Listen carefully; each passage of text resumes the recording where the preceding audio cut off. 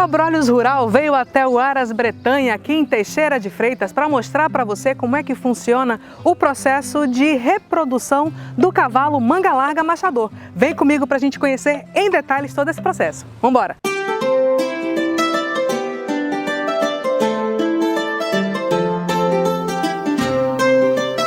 Falar então, gente, desse processo de reprodução animal, está comigo aqui o médico veterinário Zezinho Lira, que é especialista em reprodução do cavalo manga larga machador. Então, Zezinho, fala pra gente, essa reprodução de cavalos é um assunto que está em alta, né, no mercado, inclusive com várias premiações. E a propósito, seja muito bem-vindo ao Abrolhos Rural. Obrigado. Muito obrigado por essa oportunidade de estar podendo falar desse ramo dentro da veterinária, que é a minha profissão e que eu amo tanto e faço com muito gosto, né? A reprodução é um dos pré-requisitos mais importantes, eu acredito, né, dentro do criador de cavalos. Por quê? Porque daí é onde ele tira a maioria do sustento do Aras, né? Os principais, como venda de sêmen, venda de óvulos, venda de potro. Então sai tudo a partir da reprodução. Então não se vende só o animal nascido, mas antes da gestação, assim, o embrião também é vendido? Isso, existem várias dentro do cavalo, várias coisas que podem ser comercializados, como o próprio indivíduo cavalo, sêmen de cavalo, óvulos, embriões, potros e o animal, o indivíduo em si mesmo dele. Então, se eu tenho um cavalo, uma égua, por exemplo, eu tenho uma égua e eu quero fazer dessa égua uma reprodutora. Eu posso só comprar o sêmen do macho, do cavalo macho? Isso. Você pode comprar o sêmen do cavalo, aí você contata um veterinário de confiança para vir fazer esse acompanhamento dessa égua, para saber o dia que a gente pode pedir esse sêmen para a gente poder inseminar e confirmar a prenhez dela. Então, fala um pouquinho pra gente como é que funciona esse ciclo, né, gestacional da égua. Então, falar sobre o que eu faço hoje em dia. Então, a principal função minha que eu exerço mais é a transferência de embrião. O que seria, a grosso modo, a transferência de embrião? É você cruzar um cavalo bom com a égua boa, vai gerar indivíduos com as genéticas do pai e da mãe, e eu vou botar esse indivíduo, esse embrião, numa barriga de aluguel, que se chama receptora. Então, basicamente é isso daí. E também tem um outro serviço que a gente presta também, que é de prenhez da égua. Como você mesmo disse, se você tiver uma égua e a gente faz acompanhamento e vai lá, bota o sêmen dentro dela e ela gera seu próprio filho. Mas vocês fazem isso de uma forma mais acelerada do que o ciclo natural do cio do animal, é isso? Isso aí que a gente faz é o acompanhamento do útero dela, do folículo. Então a gente sabe quando que ela vai ovular, qual o período certo para a gente inseminar a égua, e a gente consegue acelerar esse processo com remédios. Então existem vários hormônios que podem acelerar esse processo, como a ovulação dela, o animal que vai demorar a entrar em cio de novo. Então a gente, com alguns hormônios, a gente consegue acelerar esse processo, e com isso a gente ganha, em transferência de embrião, ganha tempo e consegue fazer mais indivíduos durante uma estação de monta. Agora, um cavalo vive pouco mais de 20 anos, né? Numa média, um animal saudável. Desses 20 anos, qual o tempo de reprodução, né? De vida útil para a reprodução de um animal? Olha, a reprodução de fêmeas, ela é um pouco maior, né? Porque ela começa um pouco antes. Geralmente, hoje em dia, eu coleto embriões de égua a partir de 2 anos, se tiver o score bom, se tiver o desenvolvimento reprodutivo já além da idade dela, e vai até 20, eu coleto éguas de 20, 22, 24 anos. Se ela estiver ciclando, tiver um score bom, tiver bacana, então ela cicla, a gente consegue tirar. A gente essas éguas mais idosas, só não aconselho a prenhez, porque vai judiar muito da égua. Então ela vai disponibilizar muitos nutrientes que ela iria para se manter, então ela vai gerar. Então vai nascer um potro é mais tardio, geralmente a gestação é de 11 meses, então vai com um ano e pouquinho, e os animais não saem tão forte. Depois eles vão se melhorar, né? Vão ficar mais nutridos, mas eles nascem geralmente bem fraquinhos. E agora você falou aí do score do animal, o que isso significa? O score do animal é o estado nutricional dele, entendeu? Então a gente tem várias classificações, né? De score 1, a gente bota numeração, né? De 1 a 5. Então o score 1 é um animal bem magro, 2 já é um animal um pouco mais gordinho, um animal só não tá tão magro, né? O 3 e o 4 seriam o que a gente deseja, o 4 seria o melhor, e já o 5 é o score, já o animal não é tão desejado, que é um animal mais obeso, então atrapalha muito nele e no desenvolvimento dele como atleta, né? Como um ser humano normal, né? Geralmente, né, as pessoas que têm um peso acima têm um pouco mais de dificuldade de fazer esporte, que é a função principal dos aras, de todas as raças, né? Que é o esporte, que agrega valores, agrega um nome pro aras e vai evoluindo o aras, vai crescendo e caindo na mídia, né? Então, Zezinho, fala pra gente dessa estrutura, né, que você tá recepcionando a gente aqui, pra gente poder acompanhar o início da análise do animal. A gente vai fazer acompanhamento das éguas, né, que a gente faz acompanhamento com a ajuda, a grande maioria, né, dos veterinários faz ajuda do ultrassom. Então a gente precisa de um tronco confiável, porque para a gente se resguardar a gente mesmo na nossa profissão, que a gente tem muito acidente, porque a gente trabalha com animal. Então, muitas vezes a gente não consegue prever o que ele vai fazer. Então, a gente tem que ter um tronco confiável, tanto para proteger a gente quanto o animal, para não ter acidente para nenhum dos dois lados. Ter uma energia perto para a gente ligar o ultrassom e também ter um laboratório. Não precisa ser uma coisa tão moderna, esses negócios, porque a modernidade a gente que é veterinário, a gente que tem que ter. Então precisa ter uma bancadinha e ter um lugar para a gente lavar nosso material. Aí dentro desse laboratório a gente vai fazer análise de sêmen, a gente vai fazer congelamento do sêmen, quando coleta o embrião, a gente vai classificar o embrião e a gente vai lavar esse embrião e inovular para depois a gente botar dentro da receptora. E aí eu tô vendo aqui que a gente está com um animal. Qual é o início desse procedimento? Você já pode colocar aí mãos à obra. Agora nós vamos fazer o quê? Nós vamos fazer um acompanhamento uterino e ovariano dessa égua, que a partir daí eu vou saber que dia que eu vou inseminar ou se não também, se ela tiver ovulada, que dia que eu vou coletar o embrião. Vamos lá? Então, vamos lá. Você está calçando uma luva especial, né? Realmente essa luva, ela é mais longa do que o normal, né? Que cobre o braço todo. Apesar de tudo, de cobrir o braço, a gente sempre suja as camisas, né?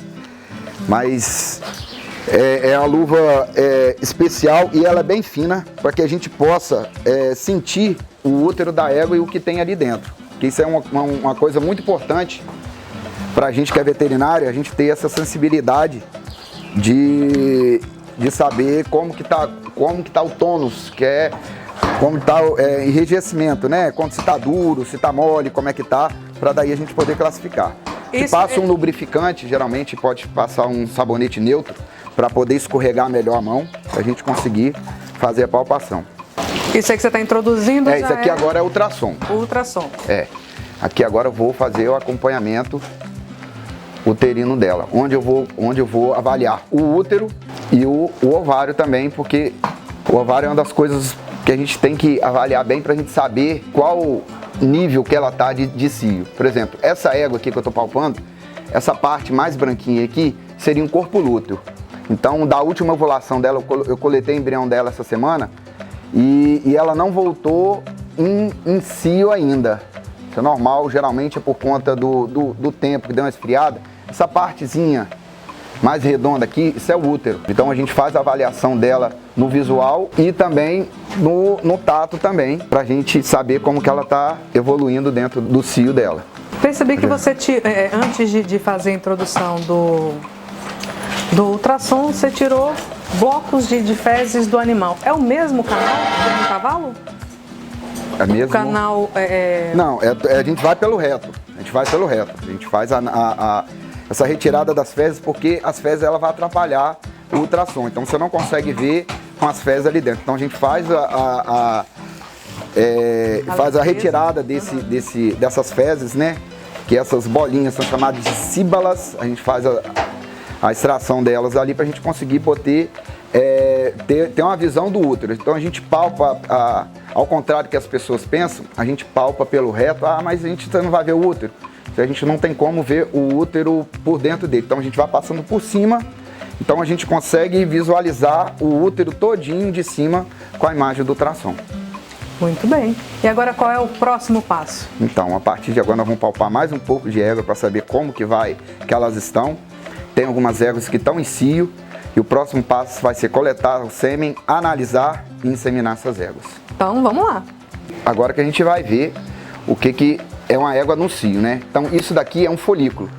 Eu faço acompanhamento disso daí até ele grossamente fazer estourar, né? Então aqui dali eu acompanho isso, daí o folículo ela estoura, dali que sai o oócito para ser fecundado com o espermatozoide.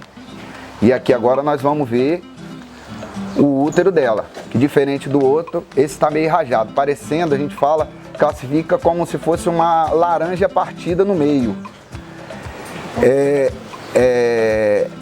Isso indica esse aspecto uterino indica que ela está receptiva, né? Tá com um nível de estrogênio mais alto, então ela está receptiva.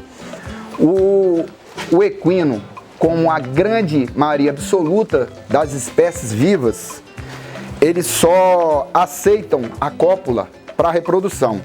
Então eles não fazem, eles não copulam como, por exemplo, o ser humano que quer fazer sexo, esses negócios não. Eles só copulam para reprodução. Garanhão não. Garanhão vê qualquer égua e vai querer cobrir. As éguas só aceitam se tiverem receptivas, se tiverem tem os hormônios, esse hormônio estrogênio em alta, então exclusivamente para reprodução. Agora, Zezinho, a gente falando aqui de reprodução em laboratório, a gente ouve falar muito sobre se forçar um pouco esse processo de reprodução, né, do cavalo vir cobrir a fêmea, a partir do uso de feromônios artificiais. Isso funciona mesmo ou é mito? Então, isso daí a gente usa não feromônio artificial, o feromônio da égua para a gente fazer a coleta de sêmen do cavalo. Coleta de sêmen do cavalo. Não é um produto feito em laboratório, vocês pegam a urina, pega a urina da égua em si, bota dentro do manequim que esse manequim em muitos os aras maiores que tem garanhões que saem semi-direto, então para evitar acidentes com os garanhões, o que eles fazem? Eles botam um manequim, botam um tubo revestido com couro e ali em cima eles borrifam urina de égua no cio. Então botam até o cavalo aprender a fazer, que eles botam uma égua do lado, o cavalo vai na égua, cheira ali, cheira o manequim, vê que está com cheiro de cio de égua e vai cobrir. Aí depois que ele aprendeu, é só botar ele no manequim e ele vai cobrir isso daí. As éguas, não existe nenhum feromônio que possa fazer isso daí. Existem estímulos, sim, como estímulos. A égua que está no início de estação de monta, esses negócios, então o que a gente bota um garanhão para rufiar. Para rufiar, calma aí, vamos traduzir para o português. Eu vou falar o que seria rufiar. Seria estimular, falando como o ser humano fala, você flertar o animal. Então ele fica flertando, então ele começa a relinchar, ele fica ofegante, esses negócios, então aquilo dali vai estimulando a égua que não esteja em cio, que esteja parada, que a gente fala em anestro, a começar a dar o cio nela, se tiver na época dela mesmo. Não adianta fazer isso fora da época. Existem algumas técnicas que a gente faz, como os equinos, eles são fotossensíveis, então eles começam a ciclar quando tem o dia é maior, então a gente bota animais de baia, bota na luz, bota uma luz mais forte, então a gente consegue antecipar, ou se não, fazer essas éguas em período que não é normal de ter cio, elas entrarem em cio. Então, assim, você estava aí fazendo ajuste na tela do ultrassom. O que você está registrando aí? Então, como eu disse que a gente faz acompanhamento, então um dos parâmetros que a gente utiliza para a gente saber que dia que a gente vai inseminar é o tamanho do folículo. Aqui eu medi aqui, viu o folículo? Então eu medi ele aqui, ele está com 32 milímetros. Então, um indicativo na literatura para a gente começar a inseminar é a partir de 35 milímetros. E também que a gente consegue fazer o remédio para induzir a égua a ovular é a partir de 35 milímetros e também ter edema, que é aquela rajado no útero dela. Então, a partir daí a gente consegue manipular a data que a gente vai inseminar, né? Antecipar, né? Na verdade, manipular antecipando a data de ovulação e tendo um horário meio que previsto para ela ovulação, e a gente tem um controle maior da hora que a gente vai inseminar e também das receptoras porque as receptoras, para a gente botar um embrião, ela tem que estar com o cio pareado junto com a doadora. Então ela não pode ovular antes, ela tem que ovular sempre depois da doadora. Aí tem um período que a gente pode, uma lacuna depois da ovulação da receptora, para a gente pode botar esse embrião, que é de 3 a 5 dias, a 3 a 8 dias dela ovulada. Aí tá nessa lacuna que a gente pode botar embrião, que é o mais indicado, né? Tem gente que fala que é até 9, mas eu particularmente gosto de botar do 3º até o 8º dia de ovulação das receptoras. Então, esse exemplar que você está manipulando aí agora está quase no ponto. Isso, está quase no ponto para a gente induzir, para a gente inseminar. Aí inseminou, ovulou, com aquela bolinha escura ali que vocês viram.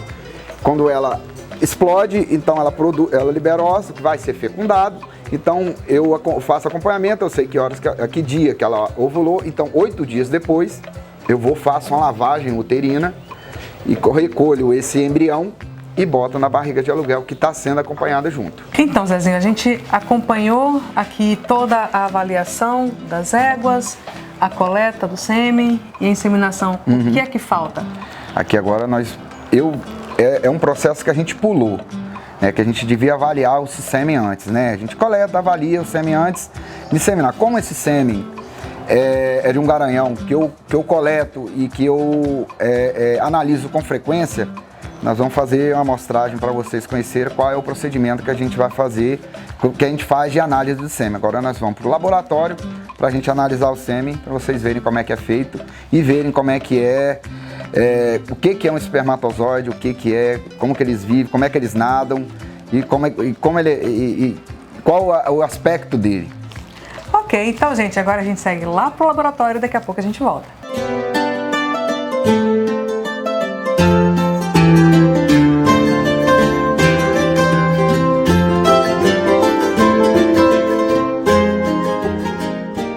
E agora, gente, a gente chegou finalmente. Estamos partindo para o final dessa reportagem maravilhosa.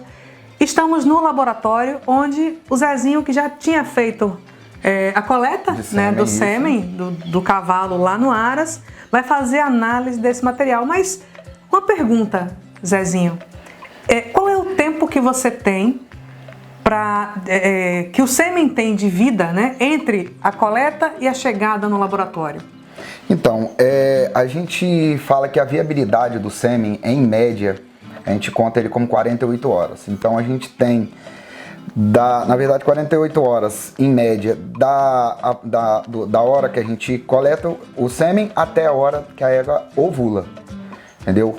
E a gente, nesse meio tempo, a gente tem como preservar esse sêmen. Como preservar? Então a gente bota ele dentro de um isopor com gelo, que tem todo esse isopor, ele é próprio para isso, que é esse daqui, apesar dele estar meio... porque eu utilizo muito ele. Ele tem várias câmaras aqui com gelo, tá vendo? Então esse isopor, ele é projetado para ele criar uma curva de resfriamento. Então ele tem uma curva todinha, que esse sêmen, ele não morre, ele entra meio que em latência, então ele dorme um pouquinho. Aí depois, quando chega geralmente no Aras, que é o procedimento que eu estou fazendo aqui, a gente bota ele ou numa placa aquecedora, ou se não, bota no banho-maria, Para que isso? Para ele voltar à temperatura que ele saiu do corpo do cavalo e voltar a ficar normal, né? Como é que ele estaria como se tivesse coletado na hora. Então, você tem esse período aí para poder trazer para o laboratório e fazer uma análise de 48 horas, seria isso? Não, esse período é até até a hora de ovulação. Mas nesse período a gente pode fazer isso, essa análise, né? O que essa análise serve pra gente? Serve para evitar para a gente ter uma segurança no que a gente vai inseminar. Por exemplo, pode ter acontecido alguma coisa no trajeto para cá, com motoboy, com alguma coisa que a gente utiliza muito, e vai fazer com que esse sêmen perca um pouco da qualidade. Então, esse procedimento que a gente vai fazer aqui é uma coisa para a gente se ressalvar, que a gente vai botar na égua é um sêmen de qualidade, e para a gente ter certeza se vai dar certo ou não. Se por acaso chegar um sêmen de má qualidade e a gente tem a certeza que não vai dar certo, o que a gente faz? A gente vai para o plano B.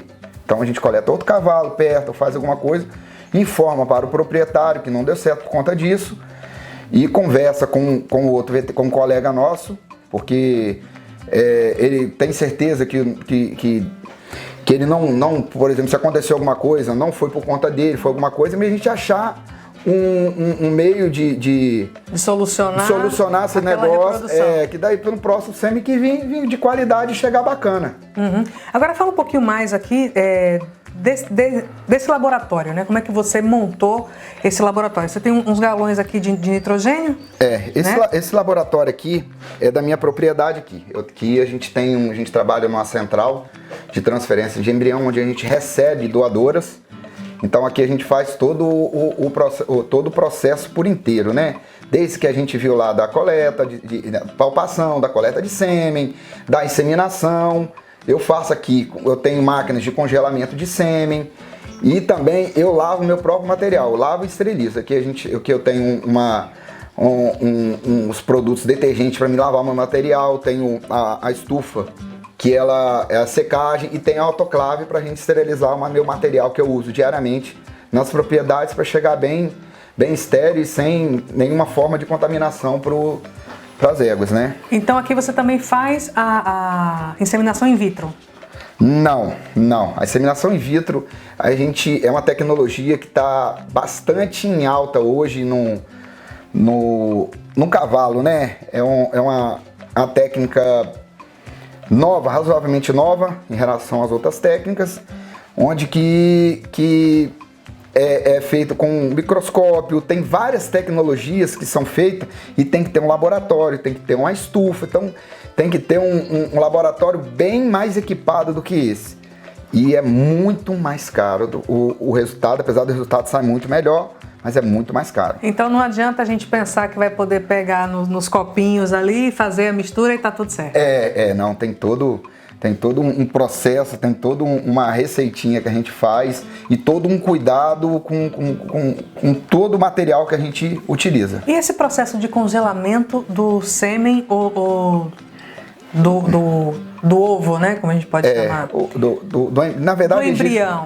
Existe essa tecnologia de congelamento do embrião, não é muito utilizada, mas tem. Então hoje aqui você trabalha com congelamento mais do sêmen do que do embrião, é isso? Só de congelamento de sêmen. Só o sêmen? Embrião eu não congelo. Embrião hoje que a gente não congela. Tem uma técnica melhor, tem uma técnica mais apurada. Como eu falei, precisa de mais maquinários, mais esses negócios. Eu ainda não faço, mas é possível fazer?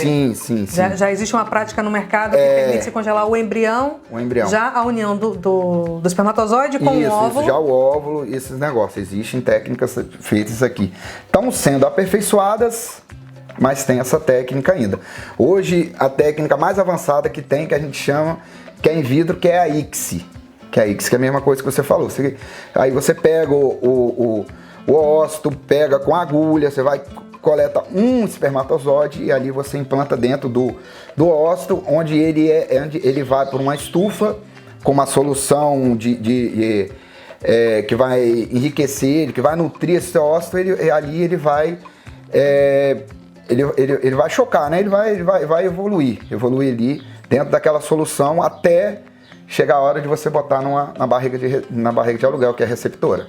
Então, fala uma curiosidade, quanto tempo um sêmen pode ficar congelado de forma que ele seja mantido vivo, vamos dizer assim? O resto da vida, congelado o resto da vida. E para esse congelamento você utiliza nitrogênio?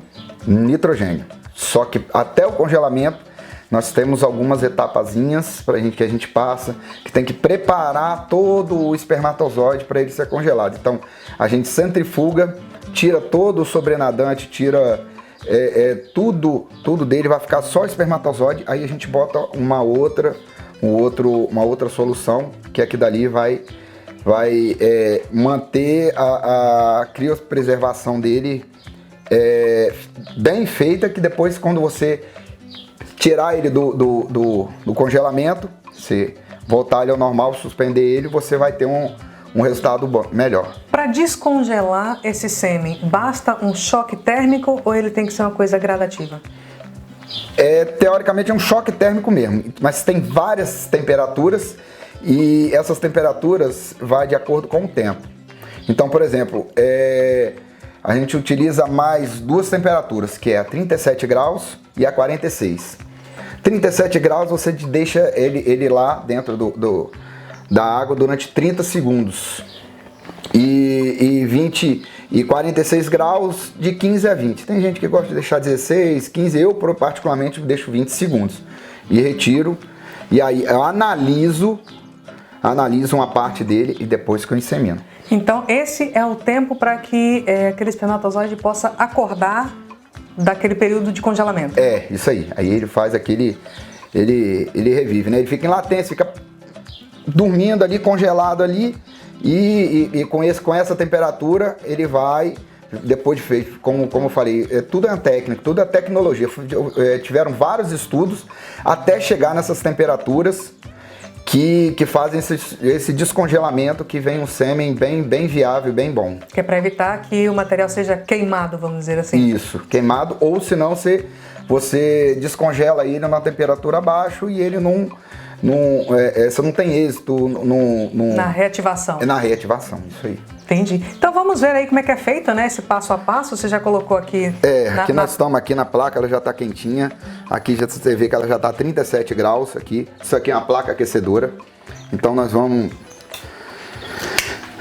começar agora a análise. Nós vamos abrir o negócio. Lembrando que eu usei a maior parte disso daqui para inseminar uma égua lá no Aras, que a gente estava. Vamos pegar um pouco. E aí você já coloca esse material no microscópio para dar uma primeira olhada, é isso? Isso. A gente avalia todo o sêmen por aqui. E quais as características que você leva em consideração, Zezinho? A motilidade.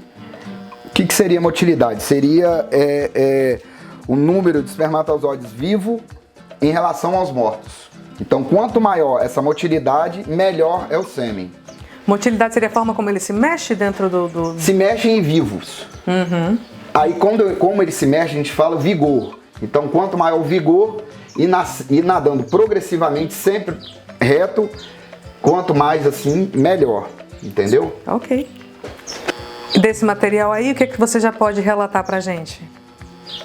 Então, vamos lá. É um sêmen que como a gente coletou faz tempo, ele tá assim, aparentemente bom aqui nessa primeira lâmina que eu fiz. Eu costumo fazer 2, 3 lâminas, né? E ele tá com um vigor voltando ao normal, porque ele não esquentou direito, e a motilidade dele tá mais ou menos em 60%. Então, Zezinho, você analisou aqui no microscópio, né, os espermatozoides dessa amostra, aparentemente tudo ok. Sim. Mas é possível a gente descobrir alguma doença, alguma patologia do animal através dessa análise? Sim, uma das coisas também que a gente analisa na coleta de sêmen são as patologias, né? Existem várias patologias que a gente volta de acordo com a morfologia do animal. A gente tem uns exemplos aqui no laboratório. Tem como você pegar ali para mim, por favor? Aqui. Isso daqui é meio antigo, mas porém é o que a gente utiliza muito. Então, isso aqui são algumas algumas patologias. São cauda fortemente enrolada, cauda fortemente dobrada, a morfologia da cabeça do espermatozoide, a cauda pequena, sem cauda, então duas cabeças ou mais cabeças numa cauda só. Então essas são as patologias que geralmente a gente procura no microscópio, né? Existe também limites para essas patologias, né? Por exemplo, de 10% é aceitável, que é normal. Pelo fato da gente estar manuseando, pela coleta, a gente jogar o diluente, então danifica alguns espermatozoides. E isso daí que a gente bota nesses 10% que é aceitável para essas patologias. Ok. Então, se houver a fecundação com algum desses espermatozoides defeituosos, pode gerar um indivíduo também defeituoso? Não, porque o ócito ele é bem seletivo. Se ele perceber que, não é olhando, mas eles têm mecanismo para perceber que o espermatozoide é defeituoso. E também o espermatozoide defeituoso, com cauda fortemente dobrada, duas caudas pequenas, eles não conseguem nadar dentro do útero até o ócito ser fecundado, porque é grande. Eles vão nadando mesmo até chegar o ovário para ser fecundado. Então eles ficam no meio do caminho. Então, a própria seleção natural já faz com que esses espermatozoides defeituosos eles não sejam aproveitados. No tanto que eu falei no final da inseminação, lutem para viver. Então, quem chegar mais rápido e mais forte lá é o que vai vencer, que vai fecundar o negócio, que vai viver depois. Ok, agora eu queria que você falasse pra gente, Zezinho, um pouquinho sobre esses galões de nitrogênio que você tem aqui embaixo, né? Qual é a funcionalidade deles? Quantos sêmens você consegue guardar num galão desse? Uhum. Então, como eu congelo bastante sêmen aqui da região, esses botijão servem para estoque e também para congelamento, porque eu preciso de de nitrogênio para botar na máquina, que essa daqui é essa máquina que a gente utiliza para congelar ela. Eu utilizo no congelamento, eu utilizo essa máquina para congelar, que faz todo o processo, a curva de congelamento, que ela tem toda programada nela, e essa centrífuga. O que essa centrífuga faz? Ela vai rodando, até botar todos os espermatozoides lá no fundo disso daqui. Ele fica bem no fundinho. Então a gente tira todo o sobrenadante e aqui fica escuro, só de espermatozoide, concentrado com bastante espermatozoide. Aí a gente tira tudo daqui e trabalha só com espermatozoides que ficam aqui embaixo. Aí depois desse processo, o que a gente faz? Aí nós vamos botar dentro de paletas. Essas aqui são paletas já prontas, que eu congelei um cavalo, que eu estou congelando, né? Que eu já botei o nome dele. É como se fosse um tubozinho de caneta esferográfica, é isso? Isso. E é um material plástico? Material plástico. Esse tubo aí cabe meio ml. São paletas de meio ml. Então cada paleta dessa tem meio ml de sêmen praticamente concentrado, né? Bem concentrado, que fica tudo ali. Então na inseminação a gente utiliza, dependendo da concentração e dependente do sêmen, de 4 a 8. Tem alguns animais, algumas raças que utilizam 2, 3, mas a média aí é de 4 a 8 paletas por inseminação, né? Que a gente utiliza, que é a dose inseminante. Cada dose inseminante, lembrando que a gente bota de 800 milhões de espermatozoides por dose inseminante, que a gente utiliza, que teoricamente teria que ter a gente faz o cálculo no congelamento de 8 paletas. Cada paleta daquela tem 100 milhões.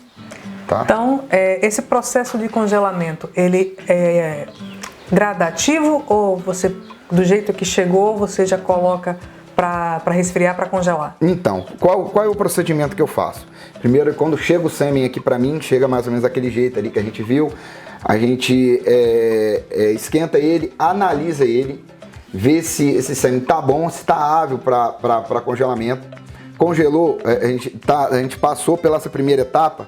O que a gente vai fazer? A gente vai botar nesses tubos aqui, e nós vamos botar ele aqui. para rodar. Enquanto ele está rodando, existe uma câmara que a gente, parecido com uma lâmina dessa aqui. Deixa eu ver se ela está aqui. Se chama câmara de Neubauer, que é essa câmarazinha aqui. É como se fosse uma lâminazinha. É uma lâmina maior, mais grossa, tá vendo? Aí nessa parte, não sei se está dando para ver, foca aqui por favor. Nessa parte mais clara aqui, tem vários minúsculos riscozinhos. Aí o que a gente vai fazer? A gente vai contar, cada espermatozoide tem uns riscos que a gente, específico, a gente conta ali. Cada espermatozoide, e depois a gente conta em cima e conta embaixo. E a gente joga esse número, soma os dois, divide por 2, faz uma média e joga dentro de um cálculo matemático, que a gente tem a formulazinha, joga dentro de um cálculo matemático, aí a gente tem quantas doses vai dar aquele sêmen, quantas paletas a gente tem que fazer, que a gente vai fazer, entendeu? Dentro do número que a gente fala, que é de 800, a dose seminante de 800 milhões. Então, a partir daí, a gente sabe quantas paletas que vai fazer e a gente utiliza o criopreservante que para botar dentro dos espermatozoides que ficaram aqui. Então, a gente vai completar com criopreservante para a gente ter o volume que deu na conta para a gente fazer as paletas. Então você congela o volume exato que vai ser utilizado na inseminação. Aí esse volume, esse número vai a partir de um cálculo que a gente faz matemático de acordo com o número de espermatozoides daqui. Aí a gente avalia também a motilidade, que é quantos espermatozoides vivos em relação aos mortos, e o vigor. Então isso tudo influencia no resultado final que a gente vai ter do congelamento. E nem todo cavalo dá congelamento. Tem cavalos que não aguentam congelamento. É mesmo? Tem cavalo. Existe também vários criopreservantes no mercado que tem um cavalo que dá para um, tem cavalo que dá para outro, como diluente de sêmen também, que não temos de escolha. Então esse material todo que você utilizou no dia de hoje é específico para o manga-larga mastador? É específico para aquele cavalo. Para aquele cavalo. Eu sei que o diluente dele é aquele ali. Geralmente, na grande maioria do cavalo, eu utilizo aquele diluente. Quando eu vejo que o sêmen não ficou bom, eu troco de diluente. Quando é cavalo que eu já mexo, então eu já sei qual é o diluente melhor, esses negócios. Mas quando é cavalo novo que vem para cá para me congelar, eu faço, se a gente compra um kit com vários diluentes, então a gente faz os testes para ver qual que se comporta melhor. Então, depois de passado todo esse processo, o galão de nitrogênio é o último estágio. Aqui é a cama dele, aqui eles vão ficar a casa deles aqui agora. Então eles vão ficar estocados dentro do galão de nitrogênio até ser descongelado e ir para o útero da égua. Ok, Zezinho, muito obrigada, né, por nos ter mostrado todo esse processo de reprodução animal. Né? Parabéns pelo seu trabalho. Obrigado. Agradeço realmente o pessoal do Aras Bretanha também, que abriu as portas para que a gente pudesse fazer essa matéria com vocês. E estamos à disposição. Obrigado pela oportunidade de falar sobre reprodução. Precisando da gente, pode contar que nós estamos aí dentro do cavalo. É um mundo que não tem fronteiras, tem muita coisa interessante. Eu que sou amador não sou amante do cavalo, então eu sou meio suspeito, mas é muita coisa interessante, é muita tecnologia. A gente está aqui estudando, todo dia um estudo, todo dia uma pesquisa, todo dia tem coisa nova para a gente aprender, então nada, a gente não sabe nunca sabe de tudo, a gente sempre tem que aprender e a gente sempre vai atrás aí das coisas para atender melhor a gente e os clientes da gente também. Então é isso, pessoal. A gente se vê numa próxima oportunidade. Tchau, tchau. Valeu.